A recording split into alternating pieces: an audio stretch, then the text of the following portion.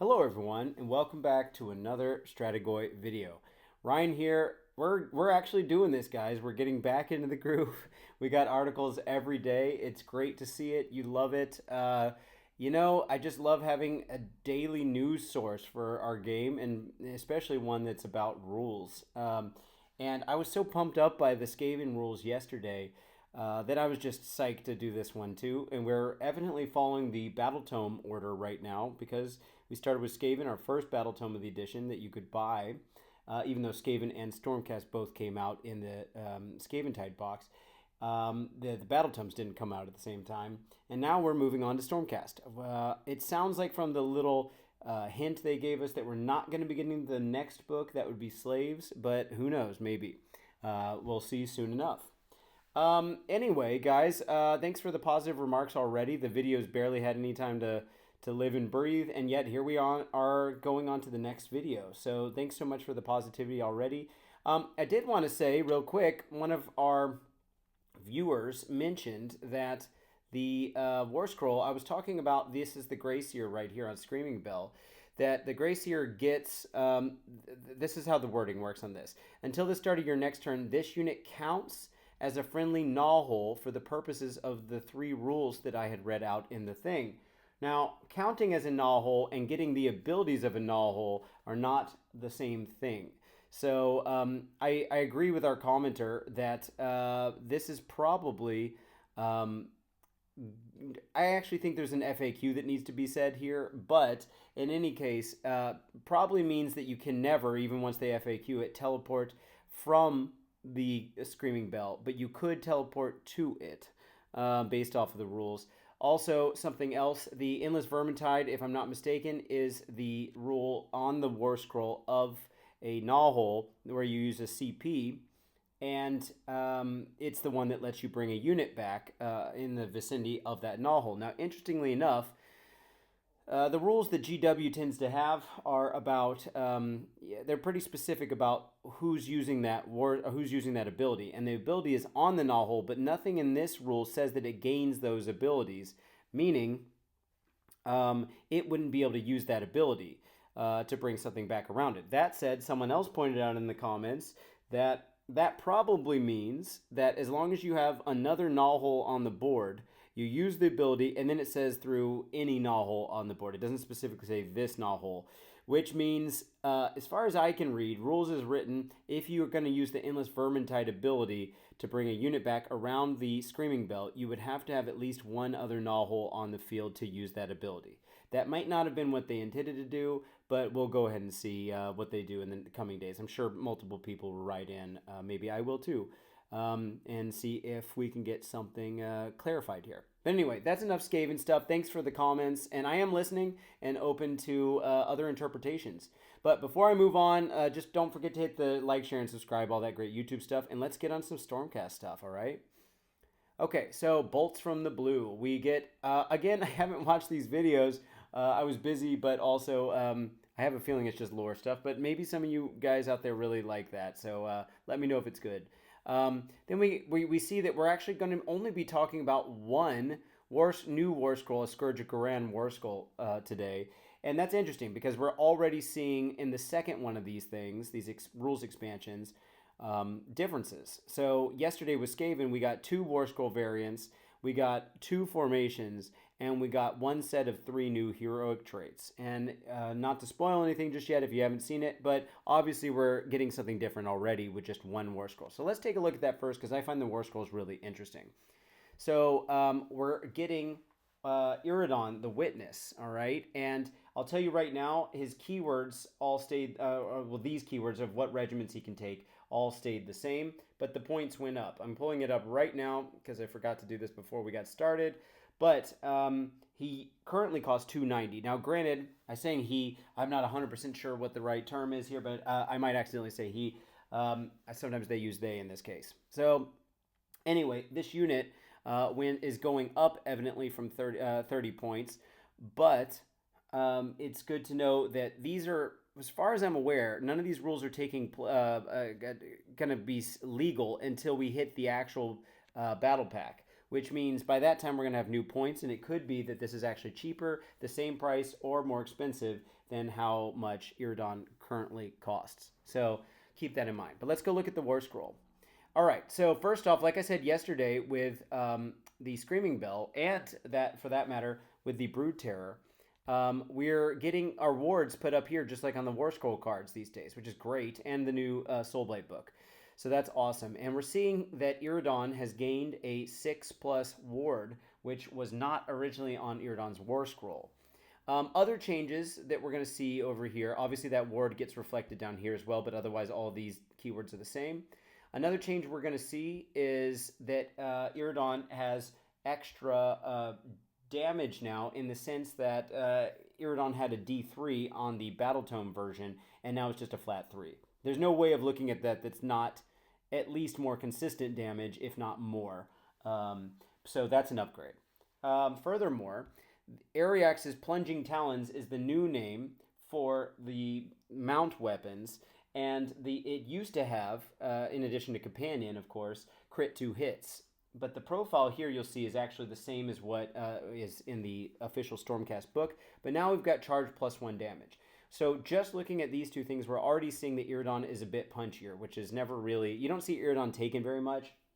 And so now that this unit is gotten punchier, maybe we're seeing something, especially with crit mortals. So we got 4 attacks that are going to be possibly critting those 3 mortals straight through. And then on the charge, this thing's doing 6 attacks with 3 damage.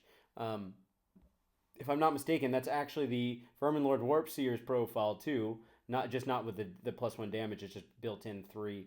And then the same also as the Thankful's Bone Ripper. So not a bad profile. I can vouch for it. It seems pretty good. Anyway, so there's some other big changes here. Obviously, I think this is where we're really heading with these new War Scrolls, is we're getting the main abilities changed. Maybe some, like we've seen defensive changes thus far, and some slight changes to the output, but it's mainly coming from this. Now, for those of you that don't know, Stormcast is split into different chambers, and basically each one of those chambers has their ability written on the War Scroll. Okay, in the case of, say, like Vanguard Wing or Vanguard Chamber, they had the recently nerfed ability to run and charge, run and shoot, which is now only for 1 Vanguard unit, once per turn army, that kind of thing. But anyway, the Ruination Chamber variant of this was the Ruination Chamber ability, which gives you a resistance roll on a d6 on a 4+, an ability doesn't go through. And that's once per turn army as a reaction to the unit being picked as the target of a non-core ability. Okay, so a unit, so all of these abilities are non-core abilities. So if for some reason these abilities could target a specific unit and it was a Ruination Chamber unit, on a 4+, it would be ignoring it. Now that was once per turn army.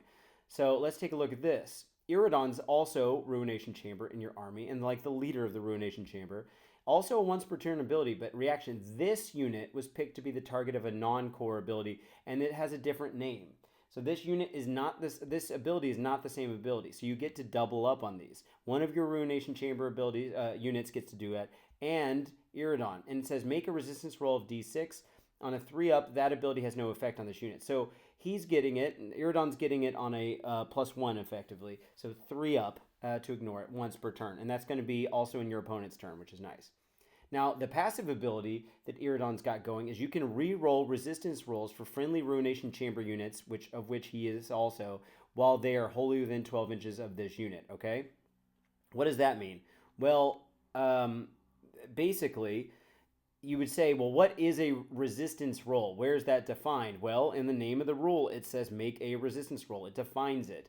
And so the version that Iridon has, as well as the version that all of the rest of the Ruination Chamber has, counts. So you keep Iridon, of course, around itself, and then you've got a resistance roll for another Ruination Chamber unit, and they're both getting to re-roll it. So re-rolling a 4+ and re-rolling a 3+ significantly increases the likelihood that this goes off. So this is now, if you're building a Ruination Chamber army, may be really interesting. And remember, they said in the article that you could bring these in armies of renown as well, and Iridon has its own army of renown, so this could be cool to blend maybe. Okay, so we didn't actually lose a rule. In fact, all we got was a buff to a rule that was previously there but reworded, so that's pretty cool. Now, Iridon has two other things on the Warscroll. You've got on the base Warscroll, not on this one.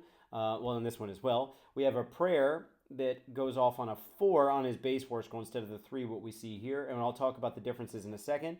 But we also had a rampage. Now let's talk about the rampage first, because the base version, so the one you see printed in the book, is a once per turn army, just like all rampages, end of any turn, so including your opponent's turn. Rampage, where you pick an enemy unit in combat with this unit to be the target. So this is going to have to target a unit that's not an endless spell or a faction terrain piece, because in the end phase, those aren't seen as units. If it were a combat phase ability, though, they would be seen as units, and you could trigger off of that. But anyway, that's a subtle difference. It says pick an enemy unit in combat with this unit, roll a dice. If the roll exceeds the target's health characteristic, one model in the unit is slain, and then this unit can immediately use the retreat ability without any mortal damage being inflicted. So that's an ability that I don't know really sold a whole lot of people on Iridon to begin with, because first off, it only goes off on a 2+ max because it has to exceed the health characteristic, and nothing has a health characteristic of 0. So it's a 2+ to max a 6+ on a small foot hero of 5 wounds characteristic, and then you could kill it outright. That's kind of cool, but it's a 1 out of 6 chance, but not bad. And then this unit can retreat, and you don't have to, by the way, have rolled successfully to get to retreat. Actually, never mind. When I'm reading it, roll dice. If the roll exceeds it, then the next 2 bullet points happen. So basically, yes, you do in fact have to kill something. And so that retreat is only really kind of reliable if you're going into small chaff units. And maybe that wasn't super popular. But, you know, you could do it every turn. What's interesting is the fact being able to retreat back then would have been really nice with the +1 to charge, because it would have set you up for the next turn to get that charge damage again. But those two abilities aren't on the same Warscroll. Let's see what we replaced it with. Now it's a once per turn army, any combat phase, so would work on endless spells and faction terrain pieces. Pick an enemy unit in combat with this unit to be target. Roll a dice on a 3+. So now it's fixed to a 3+. You can remove this unit from the battlefield and set it up again on the battlefield within 1 inch of the target. So basically the Belthanos ability, amazing. Anyone that's played against Belthanos knows how great that ability is. So already I see this as an upgrade, and these rules up here were definitely an upgrade too. And then furthermore, if the target charged this turn, subtract 1 from hit rolls for the target's attacks for the rest of the turn. So basically, you've got this kind of anti-charge tech, which means you're more defensive, and if they came into not only your unit, but other units, then you're protecting everyone involved from that one unit that's attacking. The thing that's maybe a non-bow with this is it has the second clause that if it got charged, when he wants to be charging as well to get that +1 damage. It could be a counter charge, to be fair, but generally speaking, you're mostly going to get charged in the normal charge phase, which means he didn't have a charge. Of course, you could charge in as a counter charge too and get the same thing. So keep that in mind. But I like this ability. The Belthanos ability alone is really good. It doesn't do the D3 damage as like Belthanos does, but it's still the same idea. And this guy's on a pretty sizable base. Let's go back and look over. That's on the, if I'm not mistaken, the normal Chariot base. And also nice about this unit is you can take any Stormcast Eternals, which is nice because it used to be only maybe Ruination Chamber. I don't know that for a fact, but I know a number of the Stormcast units got more flexible with what could go in their regiment recently. So if you know for a fact, put it down below, but I could just look it up, but I don't remember what it used to be. Okay. And so anyway, that's a new ability. And then we got a new prayer, but let's talk about the old prayer. The old prayer used to go off on a 4 instead of the 3, so I guess that's good, but of course it depends on what you're getting for it.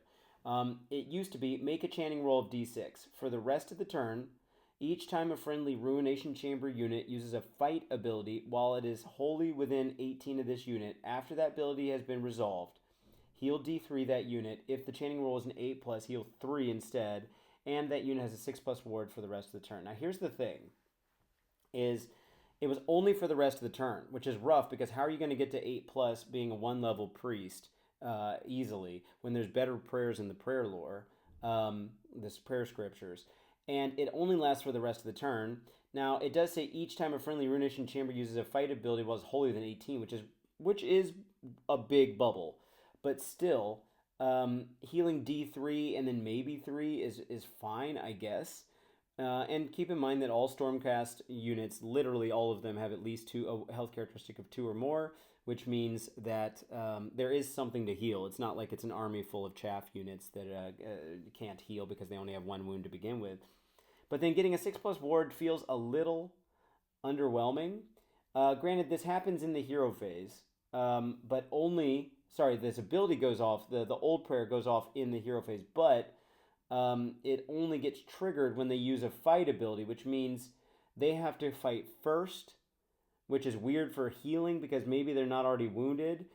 But then they also want the ward so that they go second. So it's basically kind of this double-sided defensive ability that one of them wants you to have been hit already, maybe, and the other one doesn't.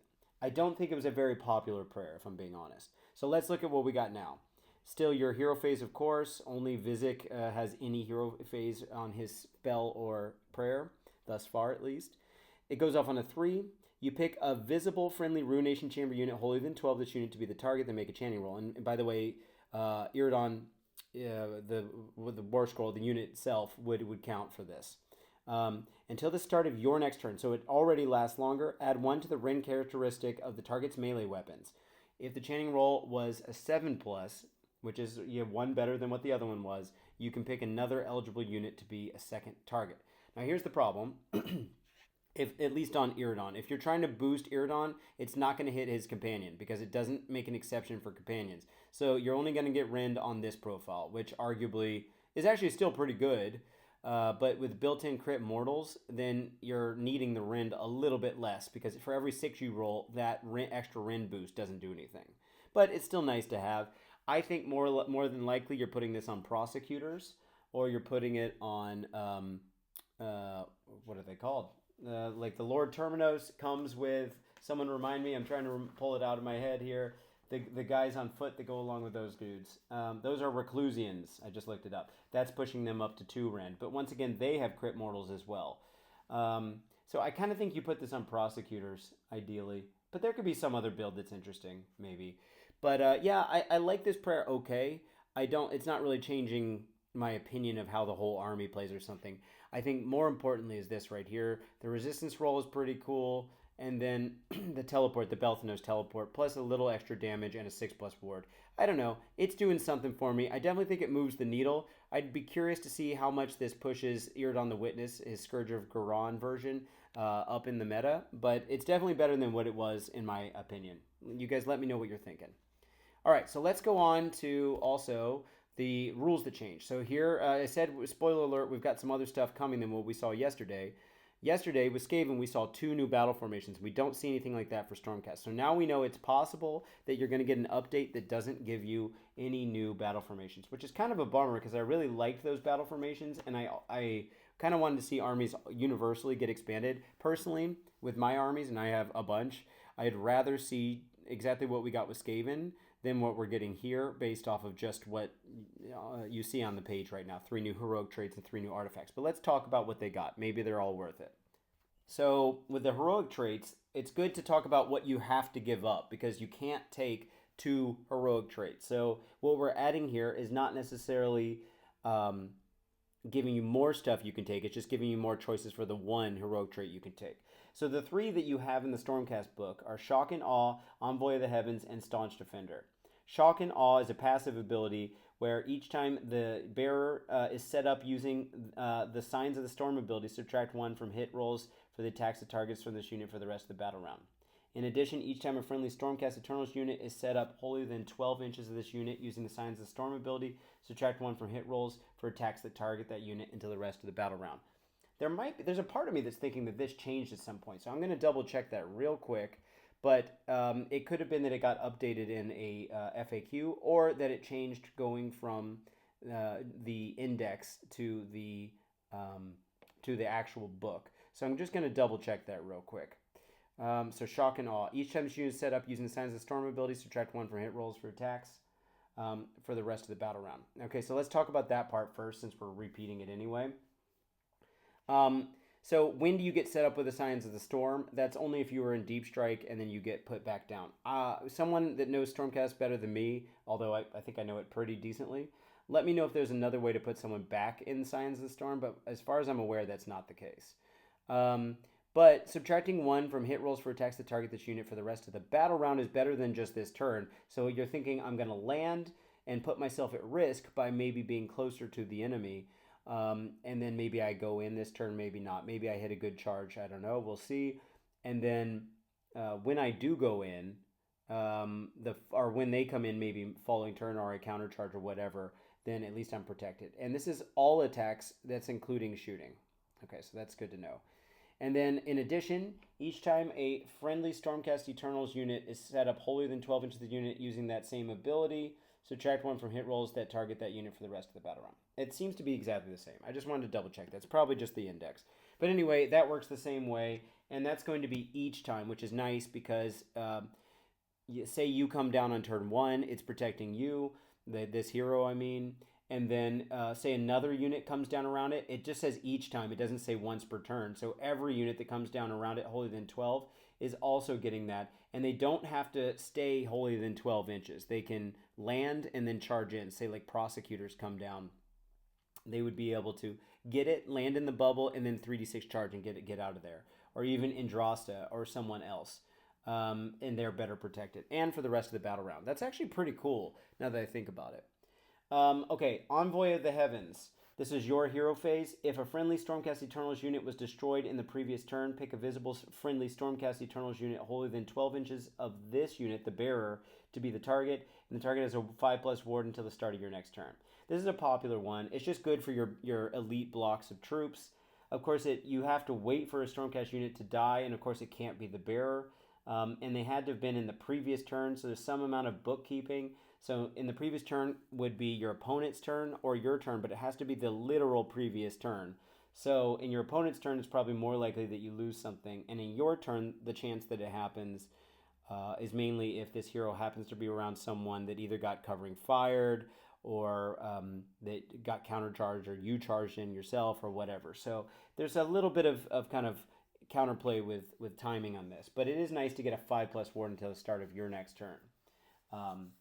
And the last ability in the book was Staunch Defender. While this unit is contesting an objective in friendly territory, just in, doesn't have to be holy, add 3 to the control scores of friendly Stormcast Eternals units contesting that objective. So I don't think this one was super popular, but it helps you get a little more control score. I think people were mainly taking Envoy of the Heavens and maybe Shock and Awe, but probably Envoy of the Heavens. So let's take a look at what we've got now. All right, so we've got Legendary Tenacity. That's a passive ability. The first time this unit would be destroyed before moving from play, roll a dice. On a 3+, this unit is not destroyed and any remaining damage points inflicted have no effect. Then heal D3. If I'm not mistaken, that's basically a carbon copy of Seed of Rebirth from the Sylvaneth, which you often see on, say, like a Durthu or something. Not bad. That said, I don't know how many non-unique heroes in Stormcast you're really dying to save like that. Maybe the Stardrake. I think that would be a good one. Lord Selson on Stardrake is a really great choice because then he comes back, maybe can get back in the fight with some quick healing. Yeah, that's probably one of the better choices. Maybe Knight Draconis, is that his name? The dragon, the Stormdrake Guard hero. Something big is probably what I'd want to put that on. I don't know if I'd put it on a small foot hero, but that could be something. Okay, then we've got Hour of Glory. This unit can be picked to use their finest hour, so one of the battle traits of Stormcast ability, even if it has already used it this battle. In addition, when this unit is picked to use their finest hour ability, add 5 to the control score for the rest of the turn. So if you don't know, once per your hero phase, so 5 times per game for Stormcast, they can elect a different unit that hasn't used this ability yet to use finest hour, which gives them +1 to wound for the turn and +1 to save. Okay? This is saying, even if you've already done it, you can do it again, but it doesn't mean you can do it in addition to some other unit, right? So, like, maybe you put it on the Stardrake, and the Stardrake stays alive for even longer. I think this could be a popular one, actually, because you're getting 2 turns of +1 to wound, not for the companion, though, and +1 to save. And you're, in fact,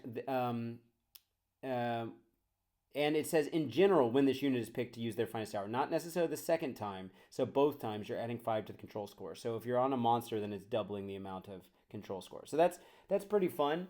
It's also worth pointing out here that if you are taking these in an Army of Renown, that the Army of Renown doesn't get to use any of these unless they say otherwise. But I'm pretty certain these are just getting added to the Battle Tome, not the Army of Renown version. So maybe that's a bummer. and it could be also that the armies of renown, the reason I thought of this, because it could be that the armies of renown don't have their finest hour as a core ability. Most of the armies of renown don't bring over the majority of battle traits that are in the generic version of the army. Okay, the last one is your hero phase ability, Intense Piety. Pick a visible enemy priest or wizard within 18 inch of this unit. So you can do this once per each of your hero phases. So 5 times per game. Roll a dice on a 3+, subtract 1 for casting rolls and chaining rolls for the target until the start of your next turn. I think this is fine, but personally, especially if you're going big, hero hammer type stuff, I think the other two are more my thing. But this, has its tech, and if you're just taking a small hero that you're not really trying to finest hour in the game because you got better targets for that, and or you don't think you're trying to get really in combat, then maybe this subtracting 1 from casting rolls is pretty good. But then again, remember we still got the other ones like Shock and Awe, Envoy of the Heavens, and Staunch Defender. So what do you guys think? Let me know about the heroic traits. All right, let's go on to the artifacts. The 3 that we already had were 2 once per battle abilities and a passive ability. The passive ability, everyone knows, that's Mirror Shield, which makes the bearer not eligible to be targeted by shooting attacks unless the attacking model is within 9 inches. So obviously that has no impact on units that have a 9-inch range. And it only impacts shooting attacks, so it doesn't change anything about visibility in general or magic, but it is still a good ability. That was a popular one. Then we had once per battle, end of any turn, the Null Pendant. Pick an enemy unit in combat with this unit to be target and then subtract 5 from the target's control score for the rest of the turn. I don't think anyone was ever taking that. Once per battle, subtract 5 from control score. It could make a difference in swing and objective, but considering most of the heroes that would be taking something like this wouldn't have that much control score themselves, I don't know. Maybe that's enough. Remember that you can't ever go lower than 1 on your control score for a unit, which means if you've got a basic foot hero that's carrying this and their only wounds characteristic, objective control score 2, then maybe subtract 5 is going to be enough to get them down to 1, so you steal the objective. But there's a chance that it won't. And then it being once per battle is pretty rough, I feel. Anyway, the other one, the Quicksilver Draft, is once per battle, any combat phase. You can give the unit strike first for the rest of the turn. This was a popular one on the Star Drake. Just to pull that, make sure you get all the attacks off. I think that one will still be popular, but let's take a look at the artifacts we got here. We've got 2 once per battle abilities again, and then we got a once per turn reaction. Yeah, let's look at that one first, the Sigil of Morta. Once per turn, reaction when an opponent declared a command or a rampage ability for a unit in combat with this unit. Okay? You roll a die. On a 3+, that command or rampage ability has no effect. It still counts as having been used, and any command points spent to use that ability are still lost. And once per turn is great. So you could be doing in your hero, whenever they... Yeah, it says just in combat. So it could be any command ability or rampage. So it could be one at the end of the turn. Like you could stop a Hand of Dust by Nagash. You could stop, obviously, all at attack, all at defense. Say they had shoot in combat. You could stop that all at attack. You could stop, trying to think what else. Say the Deceiver's Teleport. That's a rampage. Now, it's only on a 3+, but it does seem pretty strong. The thing is, you want to put it on a unit that's going to be able to tank being in combat. So you've got to be in combat long enough to see this actually have an effect. But of course, if you're stopping an all at defense or stopping an all at attack, if you've got another unit that's fighting along with this hero, it's going to help protect them and or have them cut through better with the lack of an all at defense. So I like it. I think it's pretty good. Once per battle, your hero phase Banner of Sigmar. Pick an objective within 18 of this unit to be the target. Now, important here, I myself would probably forget this a few times, but the objective is not the marker that we often put down on the ground. The objective is the 40 millimeter center of that marker, and then the 3 inches that radiate out from that 40 millimeter center base are not the objective. It's the objective marker. It's not an official object in Age of Sigmar. The official objective object is the 40 millimeter in the middle. So make sure that if someone's using something like this that says pick an objective. Also, I think that's the case with Croak's what's it called, Croaks thing, the temple for Seraphon. I have a feeling I probably haven't called them out on that yet because I forgot about it. But it's also the case for the terrain piece for Slaves to Darkness. When you pick an objective, it needs to be the middle part. So anyway, until the start of your next turn, your opponent cannot control the target objective while they have no units contesting it. So this is an interesting one. I don't believe we've ever seen this ability in the game thus far, which basically says, it's very specific. It says, of course it lasts until the start of your next turn, but basically if they had an objective and they walked off of it, they lose it, but you don't gain it, which is interesting. Obviously, as soon as you put a toe on there, if they didn't have anyone on there, you gain it. So that's not really doing much. So it's only swinging it so that they have one less objective. Now, it's once per battle in your hero phase, which means you can't do it on their turn to make them have to run back to their objective to go take it, which is kind of crazy. I don't know how really useful this is. It does force them to go back and get it. But obviously, if they didn't have the objective to begin with, and they have to go take it by putting a body on there, then it's just the same way it always would be. And it doesn't give you the objective. So this is a really specific one, and I don't know how I feel about this. Maybe someone out there's got a really strong opinion about it, but it feels a little too situational for me. But it's an interesting tech piece, and I like seeing a new thing. I'd rather this be on a Warscroll where you didn't have to blow your artifact to use it. Or if you did it at once every turn, that'd probably be too strong. Maybe. I don't know. And then lastly, once per battle, any hero phase, so not just in your hero phase. I think that Banner of Sigmar, by the way, would be way better if it said any hero phase and you could switch it off, like as a reaction to whatever their battle tactic's going to be. So Beacon of Vizier, pick a friendly Stormcast Eternals wizard or priest holy than 12 of this unit. It could be, of course, the unit itself to be the target. The next time this turn that the target uses a prayer or spell ability, instead of making a casting roll or chanting roll for them, you can use a value of 7 for the roll that cannot be modified. After that ability is resolved, if the target has any ritual points, reset the ritual points total to 0. Designer's note, ritual points, when you use them, like banked ritual points, are applying modifiers, so cannot be used with this ability to increase the chanting roll to more than 7. I like that they already covered that from the get-go. So this is a weird one because you're thinking about this is only setting it to a 7, which is the average you roll on 2d6. It's guaranteeing that a good number of things go off, but it's not getting off, say, a Purple Sun or a Cron Spine or a Suffocating Gravetide because they have a casting value of 8 and there's nothing you can do to modify this. It's also not high enough that your opponent can't interact with it. It's like a lot of spells go off on a 7 organically, or like innately, and that means that if your opponent was ever going to unbind it, they'd, if you just barely got it off, they'd have an 8, and this is actually low, like putting it right at that threshold, giving them the best possible chance they have to stopping that spell. This makes me want to quickly look at what the casting values are of the spell lores for Stormcast. We've got a 5, 6, and a 7, the 7 being Starfall. I don't see a ton of the Stormcast spell lores being used. I often feel like they're more of a prayer list, but maybe someone out there correct me if I'm missing something. I could just be remembering how they played in 3rd edition. And then the prayer lores go off in 4, 6, and 4, and their bonus versions are 8+, 12+, and 8+, which means none of them are getting the bonus versions of the prayers by using this. I don't know how I feel about this. I mean, it's good for getting an endless spell out that isn't one of the 3 I mentioned. I don't know. What do you guys think? This is kind of a weird set. So in total, I'm definitely less hyped about this upgrade to Stormcast. That said, I think Skaven needs it more than Stormcast, but I don't know that that's the spirit of what we're talking about these days with these extra expansions. If I were a Stormcast player, I don't think I'd be super excited about this.